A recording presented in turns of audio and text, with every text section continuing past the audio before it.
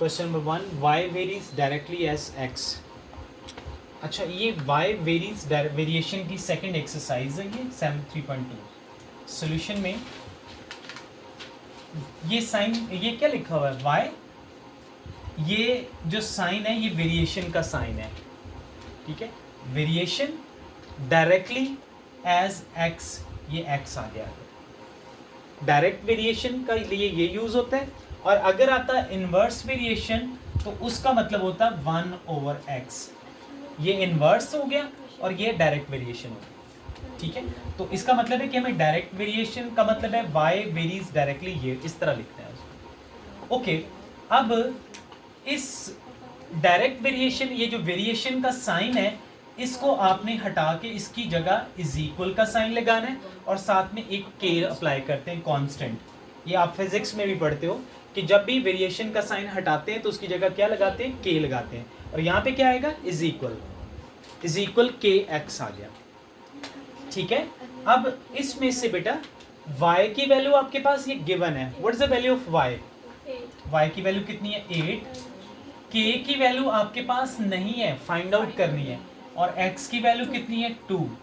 अब आ जाएगा k 8/2, और जब आप इसको सॉल्व करोगे तो k की वैल्यू कितनी निकल आएगी 4। This is the value of k। ये बेसिकली हमें k की वैल्यू पहले निकालना जरूरी है, इसमें फाइंड आउट करना। अब आप पहला क्वेश्चन देखो क्या लिखा हुआ है, क्या लिखें, y in terms of x। इसको आपने y in terms of x लिखना है। y इज इक्वल टू कितना आ जाएगा kx, y is equal to कितना हो गया kx। तो मुझे बताओ कि y is equal to k की वैल्यू आपके पास कितनी आई है 4, तो यहाँ पे क्या लिख देंगे 4x, तो ये बन जाएगा y in term of x। ये पहला आंसर आ गया हमारा, ये पहला पॉइंट सॉल्व हो गया, first question. y in term of x, सिर्फ k की वैल्यू इस जगह पुट कर दोगे, इस जगह पे, तो इस इक्वेशन में पुट करोगे तो यहाँ पे जो आंसर आएगा y in term of x आ जाएगा, y in term of x। Okay, second part क्या है, व्हाट इज सेकेंड पार्ट, इसका मैं सेकेंड पार्ट अब सॉल्व करने लगा हूँ। सेकेंड पार्ट में लिखा हुआ है y फाइंड आउट करना है when x is equal to कितना दिया हुआ है 5। ये क्वेश्चन नंबर लिखा हुआ है साथ में।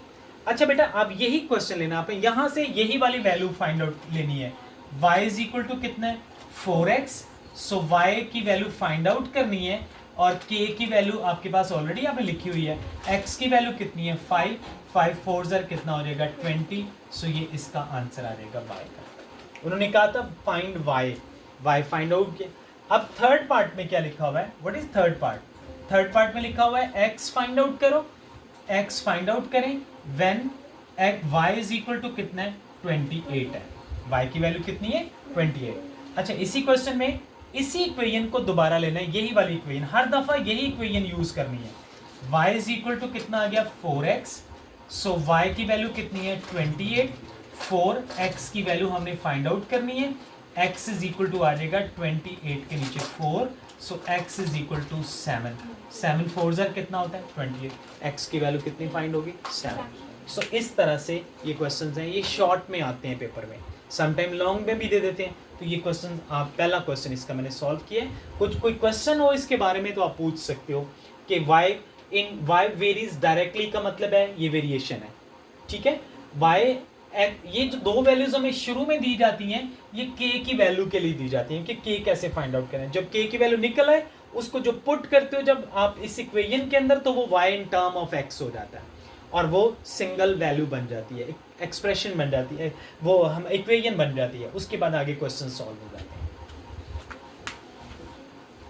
ऐसे करना। ओके, क्वेश्चन ये मैंने स्टेटमेंट बनाया, क्वेश्चन नंबर 3 सॉल्व कर रहे हैं। देखिए बेटा, ये क्या लिखा हुआ है, क्या इक्वेशन है, r proportional to t, r is directly proportional to t, so what is the value of r, r is equal to 5 है, t is equal to 8 है।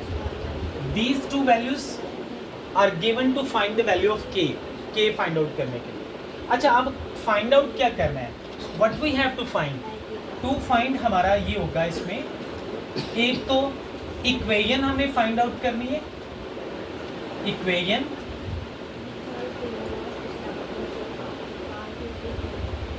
Connecting R and T, R and T को connect करने वाली equation. पहले तो ये question है। दूसरा क्वेश्चन क्या है हमारा, आर फाइंड आउट करने और टी की वैल्यू उसने बताई है 64, यानी टी की वैल्यू इसमें 64 होगी। फिर सेकेंड पार्ट में हमें क्या, थर्ड में क्या क्या फाइंड आउट करना है, थर्ड में फाइंड आउट करना है टी फाइंड आउट करना है और आर की वैल्यू कितनी होगी 20। इस तरह पहले आपने क्वेश्चन को बना लेना है, उसका डाटा बना लेना है, जो जो फाइंड करना है, जो गिवन होगा वो सारी वैल्यूज आपने लिख लेनी है। नाउ सॉल्यूशन में आप सॉल्व करने के लिए वही वाली इक्वेशन यूज करोगे, ये वाली, r इज इक्वल टू के टी। पता चल गया उसका, यही पिछले क्वेश्चन में किया था, इज इक्वल के और टी आ गया। अब ये जो दो वैल्यूज हैं ये हमें फाइंड आउट करके देंगे के। r की वैल्यू कितनी है 5, के हमारे पास नहीं है, t की वैल्यू कितनी है 8, तो k इज इक्वल टू आ जाएगा 5/8। This is the value of k। किसकी वैल्यू फाइंड होगी, k की। अब आप ये पहली equation connecting r and t, तो पहला क्वेश्चन है r की वैल्यू मुझे बताओ कितनी है, हमारे पास दी हुई है r इज इक्वल टू कितना है के टी के, ये वाली r इज इक्वल टू के टी। तो आप मुझे बताओ सिर्फ इसमें k की वैल्यू पुट करो तो कितना आ जाएगा, r is equal to 5/8t। तो ये इक्वेशन बन गई, equation connecting r and t, ये इक्वेशन आ गई। अब दूसरा पार्ट क्या है, मैं यहाँ सॉल्व कर रहा हूँ इसको। सेकंड क्वेश्चन में क्या फाइंड आउट करना है, सेकंड में r फाइंड आउट करना है और t की वैल्यू कितनी है 64। सो यही वाली इक्वेशन यूज करनी है, ये वाली, r इज इक्वल टू 5/8 और t, इसमें r तो फाइंड आउट करना है 5/8 और t की जगह पे कितना आ जाएगा 64। अब r इज इक्वल टू, पहले इसको मल्टीप्लाई करो या कटिंग भी हो सकती है, 8 8 ज़ा 64, 8 5 ज़ा 40, तो कितना आंसर निकल आया r का 40 आंसर आया। सेकंड भी सेम यही इक्वेशन यूज। अब second question, t find out करने और r की वैल्यू कितनी है 20, ठीक हो गया। अब बेटा यही इक्वेशन दोबारा, r is equal to 5/8t। अब r की वैल्यू कितनी है 20, 5/8 और साथ में कितना आ गया t। अच्छा ये जो 8 है इसको इधर ला के 8 मल्टीप्लाई 20 और नीचे कितना आ जाएगा 5 इज इक्वल टू कितना आ जाएगा t, यानी ये 8 इधर आके मल्टीप्लाई हो गया और 5 इधर आके क्या हो गया डिवाइड। तो t की वैल्यू हमारे पास कितनी आ जाएगी, what's the value of t, 5 4 ज़ा 20, 8 4 ज़ा 32, तो t की वैल्यू जो है वो कितनी फाइंड हो जाएगी 32। सो ये इसका आंसर आ गया। तो हमारे पास t भी फाइंड हो गया, इसके मुताबिक r भी फाइंड हो गया और इक्वेशन भी फाइंड हो गया। ये क्या पहले क्वेश्चन जैसा नहीं है, क्वेश्चन नंबर 1 की तरह, सेम उसी तरह का क्वेश्चन है। वैल्यूज चेंज होती हैं, वैल्यूज चेंज होंगी, बट क्वेश्चन का सेंस वही है, उसी तरह का क्वेश्चन है ये। 7, अब ये क्वेश्चन जो है ये इन्वर्सली वेरीज कर रहा है। अच्छा वेरीज इन्वर्सली जब करेगा तो तब आपको इसको 1/x में लिखना होगा। क्या वर्ड लिखा हुआ है, वाई वेरीज, क्या वर्ड है इन्वर्सली। कौन इन्वर्सली है, x, तो क्या लिखेंगे उसको 1/x।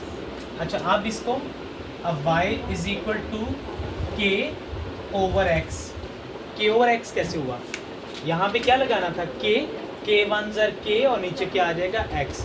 अब इसकी वैल्यू हमारे पास ये वैल्यू निकल आई, लेकिन अब इसकी वैल्यू पुट करेंगे हम, k की वैल्यू निकालते हैं। y इज इक्वल टू कितना है, y की वैल्यू कितनी हमारे पास है 7 इज इक्वल k/x की वैल्यू कितनी है 2, तो k कितना आएगा 7 मल्टीप्लाई 2, 7 2 ज़र कितना होता है 14, k की वैल्यू कितनी फाइंड होगी 14।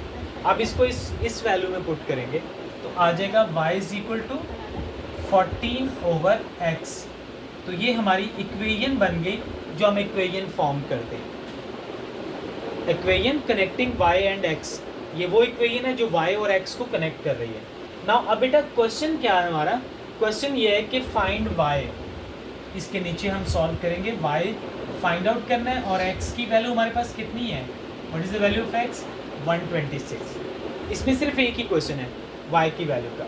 अब आपने ये वाली इक्वेशन लेनी है, y is equal to 14/x, so y is equal to 14/126। क्या ये दोनों सेम टेबल पर सॉल्व होते हैं? सेम टेबल में 2 के टेबल में 2 7s are और 2 63s are। 7 ओवर कितना आ गया? 63। अब 7 1s are 7, 7 9s are 63, so y is equal to कितना आ गया? 1/9। सो ये इसका आंसर है। ठीक है, अगर ये आप कटिंग नहीं करना चाह रहे हो फिर कटिंग के बगैर कैलकुलेटर के साथ इसको सॉल्व करें। अगर ये कटिंग आपको नहीं आ रही, मैं यहाँ पर इसको इस तरह से करता हूँ सॉल्व। ये वाला हिस्सा हम कटिंग के बगैर करते हैं। कैसे? y इज इक्वल टू 14 के नीचे कितना आ जाएगा? 126। अब y is equal to calculator पे 14/126 लिखे, कितना आंसर आ रहा है? 14 डिवाइडेड बाय 126 0.111। ये आंसर आ जाएगा पॉइंट में, तो पॉइंट में भी निकाल सकते हो। अगर आप इसको कैलकुलेटर में, कुछ कैलकुलेटर्स हैं वो डिवाइड में अगर आप लिखते हो तो वो डिवाइड में वो उसके फ्रैक्शन में ही आंसर देते हैं, तो फ्रैक्शन में भी आंसर निकल सकता है। ठीक है, दोनों आंसर ठीक है। अगर आप ये कटिंग नहीं करना तो फिर आप इस तरह से करते हो इसको। 13 क्वेश्चन है, m प्रोपोर्शनल के साइन को हम हटा के k/n3 लगा देंगे। k/, कितना हो जाएगा? n3। अच्छा बेटा, अब ये दो वैल्यूज़ के लिए k के लिए है। m की वैल्यू कितनी है? 2। k की वैल्यू हमारे पास नहीं है। n की वैल्यू कितनी है? 4 की पावर 3। अब 2k, 4 को 3 दफ़ा मल्टीप्लाई करना है। 3 टाइम्स 4 × 4 कितना हो गया? 64 आ जाएगा। 64 ही आता है। और 2 × 64, ये 64 इधर आके मल्टीप्लाई हो गया, तो k की वैल्यू कितनी निकलाई? 128। What is the value of k? 128। k की वैल्यू कितनी आ गई? 128। अच्छा, अब ये क्वेश्चन है, क्वेश्चन में क्या लिखा हुआ है? इक्वेशन पहले बनाए, m is equal to k/n3। तो m is equal to k की वैल्यू कितनी निकली है? 128, और नीचे कितना आ जाएगा? n3। ये हमारे पास इक्वेशन है। अब ये वाली इक्वेशन यूज़ करनी है और ये दो क्वेश्चन फाइंड आउट करने हैं। पहला क्वेश्चन क्या लिखा हुआ है? m की वैल्यू फाइंड आउट करनी है और n की वैल्यू 6 है। ये वाली इक्वेशन यूज़ करनी है। m is equal to 128/n3। अब m की वैल्यू हमारे पास नहीं है। 128/n, n कितने? 6 की power 3। So m is equal to 128, और नीचे 6 को 3 दफ़ा मल्टीप्लाई करें। 6 × 6 × 6 को 3 दफ़ा मल्टीप्लाई करें तो कितना आता है? 6 × 6 × 216 आ जाएगा। अब m इज इक्वल टू 128 को 216 पे डिवाइड कर दें, फ्रैक्शन में आंसर आएगा।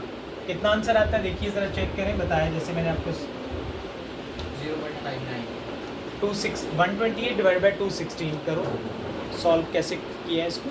पॉइंट में नहीं, फ्रैक्शन में आंसर निकालें, इसका निकालें। 16/27। सो ये इसका आंसर आया। ये पहला पार्ट अभी सॉल्व हुआ है, ये वाला। अब दूसरे पार्ट में क्या है? n फाइंड आउट करना है ना, n फाइंड आउट करना है और m की वैल्यू कितनी है? 432। ये क्वेश्चन ये वाला। अच्छा बेटा, n यही सेम ये वाली इक्वेशन यूज़ करनी है। ये वाली जो है m इज इक्वल टू कितना है? 128/n3। तो m की वैल्यू है 432 और 128, और यहाँ पे कितना आ जाएगा? n3। अच्छा, ये जो n3 है इसकी तो वैल्यू निकालनी है ना हमने, तो इसको इधर ले आते हैं। यहाँ पर आ जाएगा n3, यहाँ पे आ जाएगा n3, और ये 128 के नीचे आ जाएगा 432। अब ज़रा n3 इज इक्वल टू 128/432 करो, कितना आंसर आता है? 128/432। 128 डिवाइडेड बाय 4, 8/27। अब इसका भी क्यूब रूट ले लें और इधर भी क्यूब रूट फाइंड आउट करना है। सो n इज इक्वल टू, ये कैंसिल हो जाएगा और यहाँ पे आएगा 2/3। ये 2/3 इसका आंसर आ जाएगा। 2/3 किस तरह से आया? 8 किसका क्यूब होता है? 8 इज अ क्यूब ऑफ 2 का क्यूब है, और 27 किसका क्यूब होता है? 3 का। 3 को 3 दफ़ा मल्टीप्लाई करो तो कितना आता है? 27, और 2 को 3 दफ़ा मल्टीप्लाई करो तो कितना आता है? 8। इसका मतलब उसके क्यूब हो गए, 2/3 आंसर आ गया इसका।